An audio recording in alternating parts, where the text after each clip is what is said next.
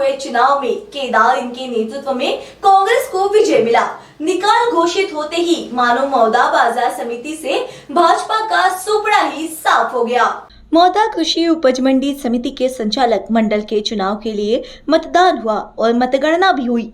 मौदा कृषि उपज मंडी समिति के तहत 18 सीटों पर कुल 35 प्रत्याशी मैदान में थे। ये चुनाव शांतिपूर्ण तरीके से संपन्न हुआ।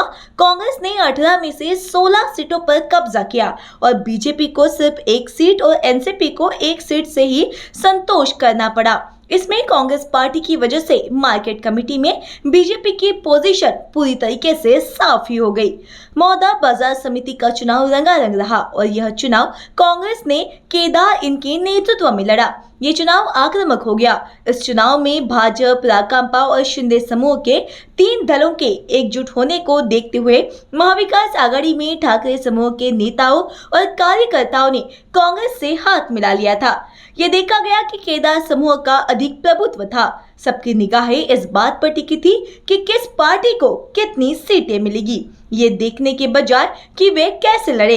इस चुनाव का नतीजा कांग्रेस के पक्ष में ही रहा।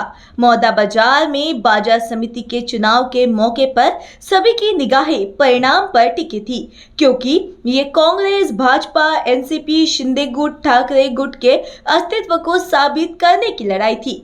मात्र आखिरकार जीत कांग्रेस की हो गई, क्योंकि कांग्रेस इन्होंने केदार इनके नेतृत्व में ये लड़ाई लड़ी थी, जिस कारण केदार समूह के कांग्रेस का ही विजय हुआ। केसरी उजाला न्यूज के लिए मौदा से अनिल ढोलवाल की रिपोर्ट।